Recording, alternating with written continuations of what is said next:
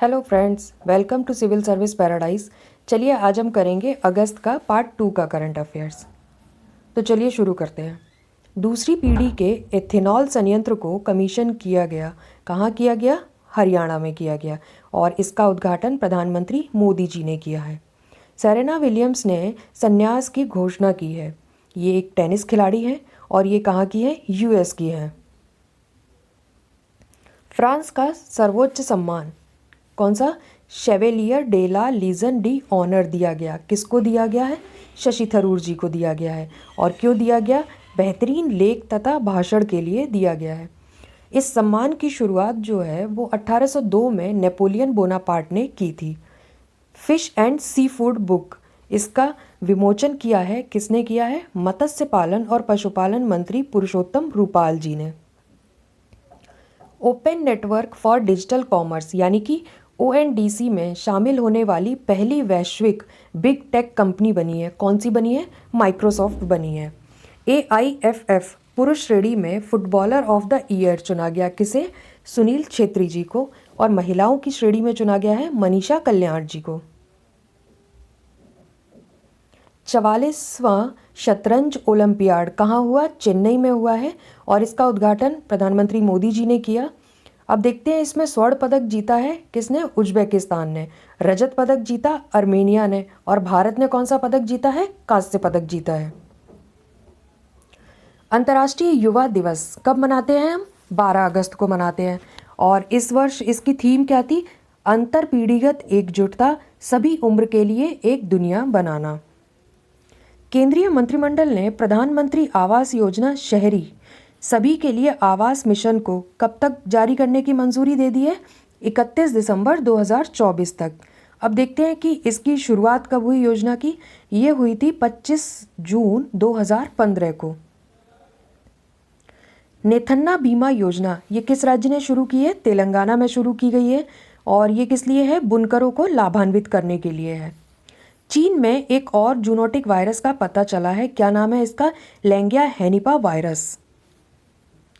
अल नज़ा युद्धाभ्यास ये किसके बीच हुआ? भारत और ओमान की सेना के बीच। और कहाँ पर हुआ? बीकानेर में हुआ है। उदार शक्ति अभ्यास ये भारत और मलेशिया की वायुसेना द्वारा किया गया। स्माइल 75 पहल, देखते हैं स्माइल 75 पहल क्या है। पहली चीज़ तो ये सामाजिक न्याय और अधिकारिता मंत्रालय की है। भीख मांगने वाले व्यक्तियों के पुनर्वास के लिए इसमें 75 नगर निगमों को चिन्हित किया गया है। इसरो द्वारा हाल ही में एक वर्चुअल स्पेस टेक पार्क का अनावरण किया गया। इसका नाम क्या है? स्पार्क। 75वें स्वतंत्रता दिवस पर लाल किले पर स्वदेशी तोपों से सलामी दी जाएगी। और ये तोपें कौन सी होंगी? ATAGS howitzer. विश्व अंगदान दिवस कब मनाया जाता है? 13 अगस्त को मनाया जाता है। प्रधानमंत्री मोदी जी ने घोषणा की है कि 14 अगस्त को क्या मनाया जाएगा? विभाजन विभीषिका स्मृति दिवस के रूप में मनाया जाएगा। Trans Himalayan multidimensional connectivity network के निर्माण को मंजूरी दी गई है। और ये किसने दी है? चाइना और नेपाल द्वारा। श्री अरविंदो की 150वीं जयंती मनाई गई। कब मनाई गई? 15 अगस्त 2022 को। इनका जन्म कब हुआ था? 15 अगस्त 1872 में कोलकाता में हुआ था। अब देखते हैं इनके बारे में कुछ इम्पॉर्टेंट फैक्ट्स। इन्होंने वंदे मातरम नामक अंग्रेजी अखबार का संपादन किया था। कब किया था? 1905 में। मई 1908 में जो अलीपुर बम केस हुआ था उसमें इन्हें गिरफ्तार किया गया था। इसके बाद 1910 में ये पांडिचेरी चले गए। 1914 में क्या हुआ? आर्य पत्रिका का इन्होंने प्रकाशन किया।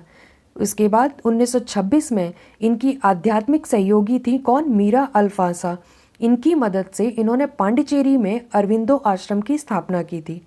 और श्री अरविंदो जी का निधन जो है वो 5 दिसंबर 1950 को पांडिचेरी में ही हो गया था। इनकी कुछ साहित्यिक कृतियाँ देख लेते हैं, जैसे पुनर्जन्म एवं कर्म, Savitri, life divine, letters on yoga, कारा काहिनी और यौगिक साधना। ये इनकी कुछ इम्पॉर्टेंट कृतियाँ हैं। Global employment trends for youth 2022 report ये किसने जारी की है? ILO द्वारा जारी करी गई है। और इसमें क्या बताया गया है कि 15 से 24 आयु वर्ग के जो युवा हैं उनमें दुर्लभ बेरोजगारी दुनिया भर में कितनी पहुंच गई है, 15.6% तक पहुंच गई है। आयुष मंत्रालय तथा इलेक्ट्रॉनिक्स व सूचना प्रौद्योगिकी मंत्रालय के मध्य समझौता हुआ है। किस लिए हुआ है? आयुष ग्रिड परियोजना के लिए हुआ है। ये 3 साल की अवधि के लिए आयुष क्षेत्र को डिजिटल बनाने के लिए तकनीकी सहायता प्रदान करेगा। कौन करेगा? इलेक्ट्रॉनिक्स व सूचना प्रौद्योगिकी मंत्रालय। स्वतंत्रता दिवस पर 1082 पुलिस कर्मियों को पुलिस पदक प्राप्त हुए हैं।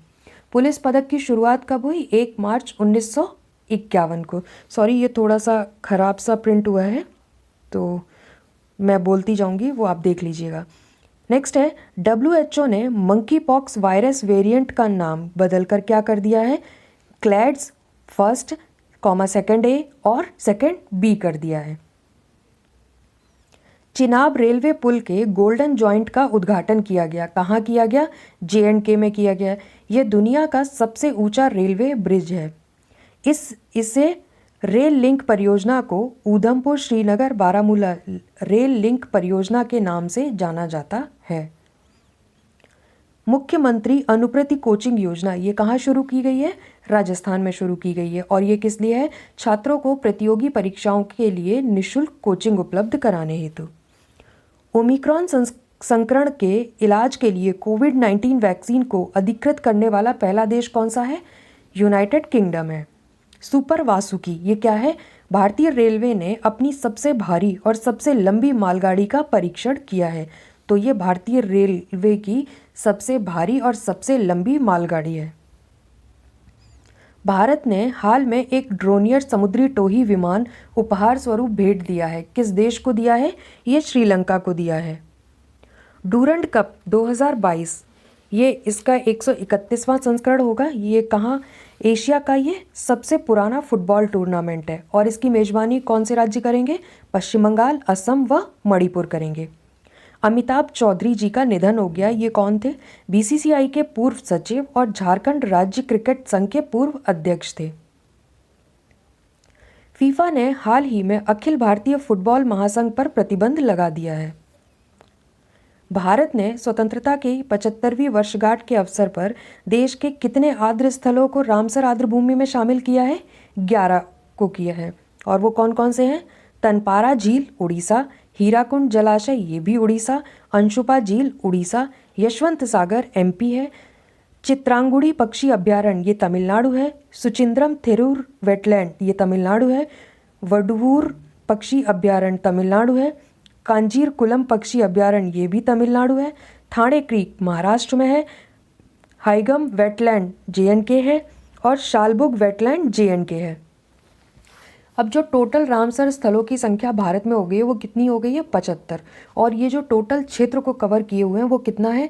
13,26,677 हेक्टेयर को कवर किए हुए हैं। और सबसे ज़्यादा रामसर स्थलों की संख्या किस राज्य में है? तमिलनाडु में है। टोटल कितनी है? 14। और सेकंड नंबर पर देखें तो हमारा उत्तर प्रदेश है जिसमें 10 हैं। सबसे बड़ा रामसर स्थल कौन सा है? सुंदरबन, जो कि वेस्ट बंगाल में है। मेक इन इंडिया नंबर 1 की शुरुआत की है। किसने की है? दिल्ली सरकार ने की है। इजराइल के राष्ट्रपति इसाक हर्जोग ने इंडियंस एट हेरोड्स गेट नामक बुक के हिब्रू अनुवाद का अनावरण किया है। और इसके लेखक कौन है? नवतेज सरना है। उत्तर प्रदेश इको पर्यटन विकास बोर्ड का गठन किया गया। कब किया गया? 16 अगस्त को किया गया। इसका मुख्यालय कहाँ होगा? लखनऊ में होगा। और इसके अध्यक्ष कौन होंगे? CM होंगे। ये किस लिए है? पर्यटन अवसंरचना सुविधाओं के विकास तथा प्रबंधन के लिए है। केंद्रीय मंत्रिमंडल ने 3 लाख रुपए तक के लघु अवधि के कृषि ऋण पर कितना ब्याज अनुदान की मंजूरी दी है? 1.5% सालाना। हिंदुस्तान एरोनॉटिक्स लिमिटेड ने कुआलालंपुर मलेशिया में अपना एक कार्यालय स्थापित करने का निर्णय लिया है। दक्षिण पूर्व एशिया में अपने उत्पादों और सेवाओं को बढ़ावा देने के लिए इसने यह निर्णय लिया है। केंद्रीय जल शक्ति मंत्री कौन? गजेंद्र सिंह शेखावत जी द्वारा गंगा और उसकी सहायक नदियों की स्वच्छता के लिए कितना आवंटित किया गया है? 30,000 करोड़ रुपए आवंटित किया गया है। भारत का पहला 3D प्रिंटेड कॉर्निया विकसित किया है। कहाँ पर? हैदराबाद में किया है। BRO यानी कि सीमा सड़क संगठन पायलट परियोजना के आधार पर इस्पात स्लैग रोड का निर्माण करेगा। कहाँ पर करेगा ये? अरुणाचल प्रदेश में करेगा। SBI ने स्टार्टअप के लिए अपनी पहली शाखा शुरू करने की घोषणा की। कहाँ पर ये शुरू की है? बेंगलोर में शुरू की है। Medicine from the sky project शुरू किया है। किस राज्य ने शुरू किया? अरुणाचल प्रदेश ने शुरू किया है।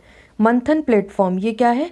भारत में प्रौद्योगिकी आधारित सामाजिक प्रभाव, नवाचारों और समाधानों को लागू करने हेतु है।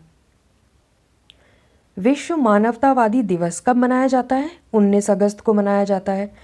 मंडला जो कहाँ पर है? MP में है। MP का जिला है। ये भारत का पहला कार्यात्मक रूप से साक्षर जिला बना है। भारत की पहली double decker AC electric bus का अनावरण किया गया। कहाँ पर किया गया है? मुंबई में किया गया है। और इसका नाम क्या है? Switch EIV 22। हर घर जल उत्सव कहाँ मनाया गया? गोवा में मनाया गया। और इसमें प्रधानमंत्री मोदी जी ने संबोधित किया है। ये किस लिए है? पानी के बिलों के लिए QR कोड भुगतान प्रणाली का भी यहाँ पर उद्घाटन किया गया है। गोवा जो है वो पहला हर घर जल प्रमाणित राज्य है। Thank you.